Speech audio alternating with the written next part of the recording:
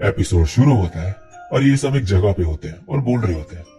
तो ये वो मिस्टीरियस ऑब्जेक्ट है बर्फ में जमा, जिसके बारे में एल्फ्रो के ट्रेवलिंग मर्चेंट्स बोल रहे थे। और अब ये कहते हैं अब ये जानना है कि बेबीलोन तक टेलीपोर्टेशन का सर्कल है या नहीं, और इन्हें एंट्रेंस नहीं मिल रही होती है। तभी तोया ऊपर से कहता है मुझे एंट्रेंस मिल गई, तुम लोग यहीं वेट करना। और ये अंदर जाता है। फिर कहता है तो ये बेबीलोन का र्यून है, आई होप ये लाइब्रेरी या फिर हैंगा हो, और स्टोर हाउस भी बढ़िया रहेगा। और अब ये यहाँ से पहुंचता है सीधे एक जगह पे। तोया इस जगह को देख के कहता है ये तो बेबीलोन की कोई फैसिलिटी जैसी लग रही है। पीछे से एक पर्सन कहती है तुम सही हो, मैं हूं बेल फ्लोरा, मैं इस एल्केमी लैब को मैनेज करती हूँ, तुम मुझे फ्लोरा बुला सकते हो। तो तुम यहाँ आए हो, इसका मतलब तुम्हारे पास सभी एलिमेंट्स के एप्टीट्यूड है प्रोफेसर की तरह, लेकिन मैं एल्केमी लैब उसे ही यूज करने दे सकती हूँ जो कंपैटिबल होगा। तोया कहता है मुझे पता था, बाय द वे मुझे ऑलरेडी रिकॉग्नाइज कर लिया गया है गार्डन और वर्कशॉप एडमिनिस्ट्रेटर्स के द्वारा।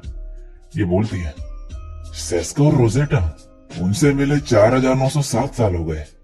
अगर उन दोनों ने तुम्हें एक्सेप्ट कर लिया इसका मतलब तुम क्वालिफाइड हो, लेकिन मुझे खुद भी डिसाइड करना पड़ेगा। और ये तोया का हाथ पकड़ के सीधे अपने ब्रेस्ट पे रख देती है और तोया यहाँ पे शॉक हो जाता है। इसके बाद ये तोया को किस करती है और फिर कहती है रजिस्ट्रेशन कंप्लीट हुआ, मास्टर की जेनेटिक इंफॉर्मेशन रिकॉर्ड कर ली गई है, एल्केमी लैब के ऑनर अब तुम हो और तुमने ब्रेस्ट मसाज टेस्ट पास कर लिया है। मैं तुम्हें एक ट्रूली कंपैटिबल पर्सन सर्टिफाई करती हूँ। आज से मैकेनिकल नंबर 21 बेल फ्लोरा आपकी सेवा में हाजिर है। इसके बाद ये तोया को एल्केमी लैब ले जाती है और बताती है कि एल्केमी लैब का यूज डिफरेंट सब्सटेंसेस और मैजिक को मिक्स करके न्यू आइटम्स बनाने में होता है।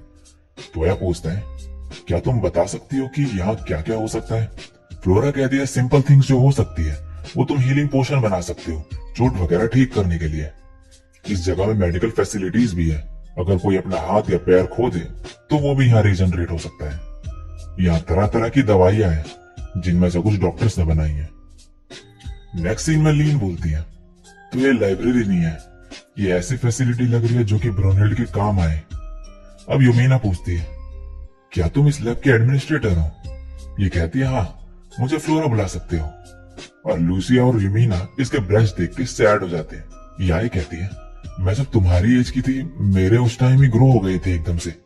ये सुनकर ये दोनों खुश हो जाते हैं, लेकिन एलिस कहती है हमारी तो वो एज भी निकल चुकी।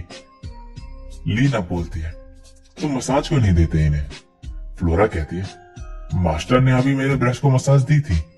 ये सुनकर सभी शॉक्ड हो जाते हैं और फ्लोरा कहती है फिर इन्होंने मुझे किस भी करा था। और तोया जोर से चिल्लाता है, सभी लड़कियां इसे घूर के देखने लगती है। इसके बाद नेक्स्ट सीन में तोया अपने कैसल में होता है।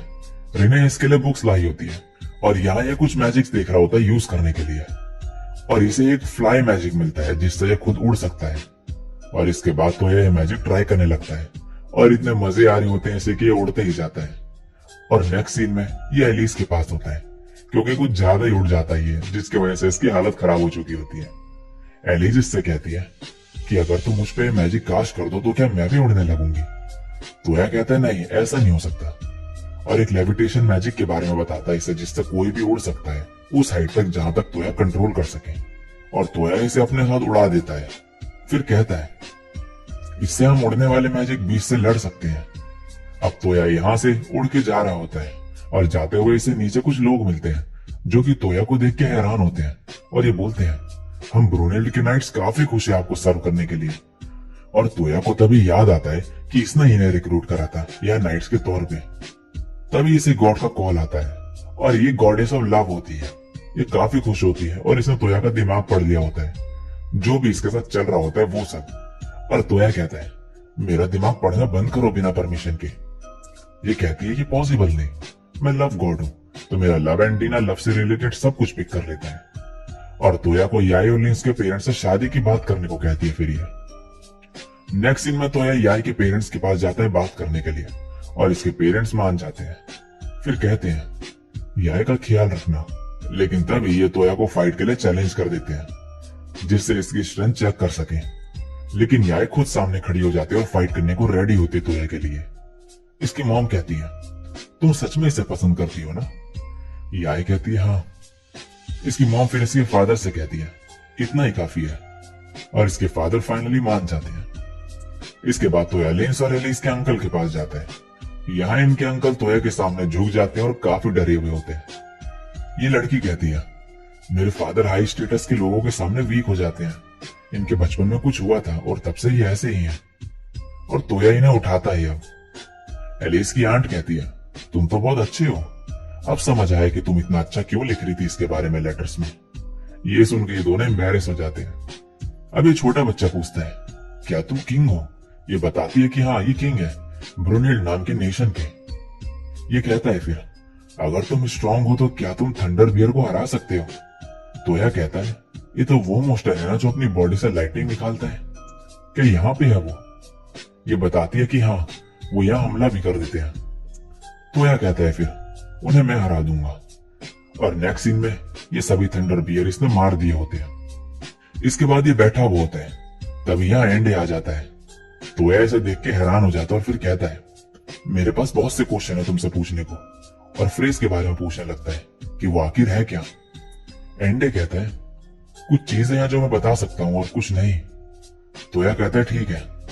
ये बोलता है, पता नहीं तुम यकीन करोगे या नहीं, लेकिन वो इस वर्ल्ड के क्रिएचर नहीं है।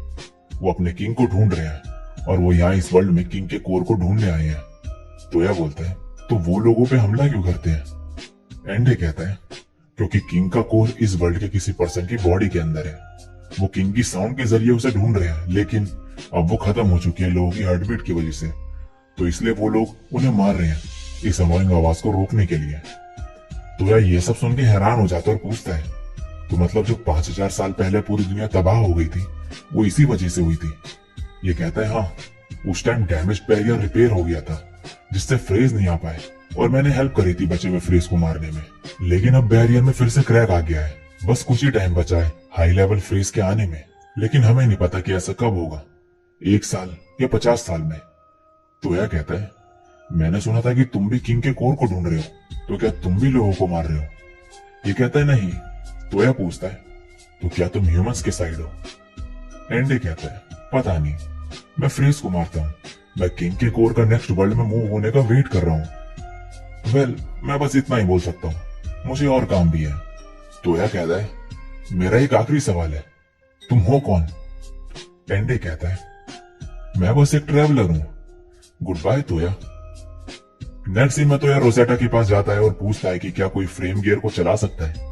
ये कहती है, अगर ट्रेनिंग करे तो चला सकता है। तोया बोलता है, क्या उसकी हम यहाँ वर्कशॉप में मास प्रोडक्शन कर सकते हैं? ये कहते हैं, ये पॉसिबल नहीं, बहुत सारा मटेरियल यूज होगा उसमें, ज्यादा से ज्यादा एक दिन में सिर्फ एक ही बना सकते हैं हम यहाँ पे। तोया कहता है, हैंगा में कितने यूनिट्स हैं?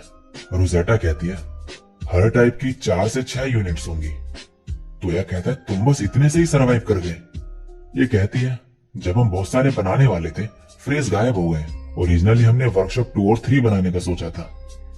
तोया कहता है, इसका मतलब फिलहाल हम बस मटेरियल्स कलेक्ट कर सकते हैं और बाकी बेबीलोन र्यून को ढूंढ सकते हैं। और फिर नेक्स्ट सीन में कोहाकू, कोकुयो और सांगो से बात करता है। ये इसे फ्लेम मोनार्च के साथ कॉन्ट्रैक्ट बनाने को कहते हैं, जो कि एक हेवनली बीस्ट है इन्हीं की तरह, जिससे ये बहुत सारी बर्ड्स को समन कर पाएगा और बेबीलोन के र्यून्स को ढूंढने में इसे आसानी होगी। तोया कहता है, ये फ्लेम मोनार्च है कैसा? कोहाकू कहता है, ये एक जेंटल बीस्ट है, स्ट्रॉन्ग एबिलिटी इसके साथ। और इसके बाद ही तीनों मिलकर फ्लेम मोनार्च को समन करते हैं। कोहाकू, सांगो और कोकुयो कहते हैं, काफी टाइम बाद मिली तुम। ये हमारे मास्टर हैं, तोया मोचिसुकी। ये कहती है, ठीक है, चलो कॉन्ट्रैक्ट बना ले। तोया कहता है, इतनी आसानी से कैसे कह रही हो तुम ये बोलती है, जो एक व्हाइट मोनार्च और गेनबू के साथ कॉन्ट्रैक्ट बना सकता है, उसके आगे मैं क्या ही करूंगी। मोचिसुकी तोया, कॉन्ट्रैक्ट बनाओ और मुझे एक नाम दो। तोया कहता है, कोग्योकू कैसा रहेगा? और ये इस नाम को एक्सेप्ट करके कॉन्ट्रैक्ट बना लेती है और फिर छोटी हो जाती है। अब ये अपनी पावर से सभी बर्ड्स को बुला लेती है यहाँ पे, और तोया इन सभी को रूम्स, बिल्डिंग या कोई स्ट्रेंज फैसिलिटीज ढूंढने को कहता है। और फिर कहता है, आई होप इससे रिमेनिंग बेबीलोन्स मिल जाए। और इसी के साथ ये एपिसोड यहीं पे एंड हो जाता है।